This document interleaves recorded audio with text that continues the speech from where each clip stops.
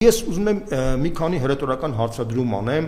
այս առումով Հայաստանում գործող իրավապաշտպան կառույցներին Դանիել Հովհաննիսյանին, Արթուր Սաքունցին, Մորիս Նավասարդյանին եւ մյուսներին դուք հասկանում եք, որ փաստացի երբ որ Հայաստանում հաստատվում է նման ռեժիմ, այդ ռեժիմի տրամաբանական զարգացումը կարող է ռիկաշետով ձեզ էլ խփի, որովհետեւ եթե դուք փաստացի քաղաքական գաղափարական պատճառներով դուք ըստ էության մի մարդուն աջակցում եք որպես բան, մյուսին չեք աջակցում, դա նշանակում է, որ դուք իրավապաշտպան կառույցից վերածվում եք քաղաքական գաղափարական կառույցի։ Դա նշանակում է, որ փաստացի դուք կորցնում եք ձեր հեղինակությունը հասարակության մեջ որպես օբյեկտիվ կառույց, որը պետք է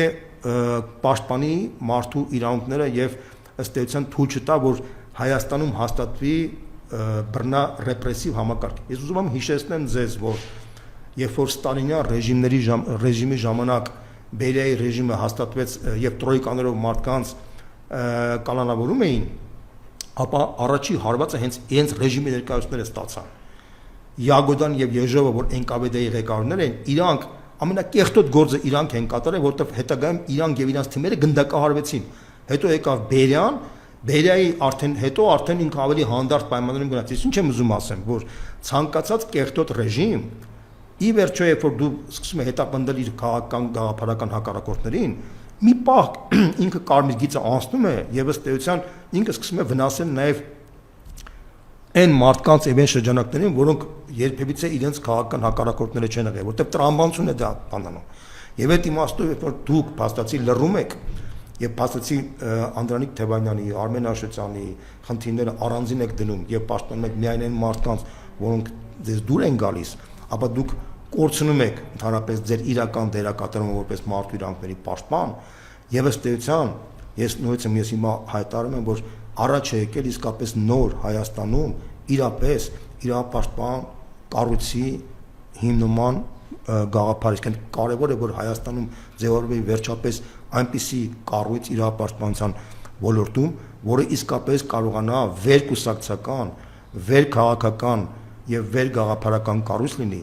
որը կարողանա պաշտպանել օբյեկտիվ սկզբունքներով եւ իր հեղինակությամբ կարողանա ճնշել նաեւ հանրության եւ իշխանության վրա, որպեսզի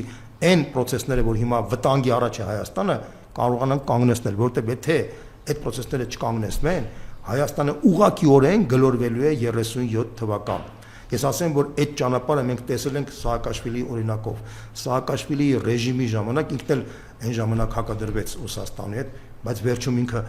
Վրաստանը միայն կորուստներ ունեցավ։ Դրա արդյունքում 35000 բիզնես կառույց ոչնչացվեցին, 35000 եւ Սաակաշվիլի իշխանության ավարտից հետո ընդամենը 11000 բիզնես կարողացավ վերականգնել նախկին վիճակով։ 200,000 մարդ անցան բանտերով, կապ չունի վկայի կարգավիճակով, կանոնավորված, ձերբակալված կամ չգիտեմ, 200,000 մարդ անցան բանտերով։ Հիմա Հայաստանը այդ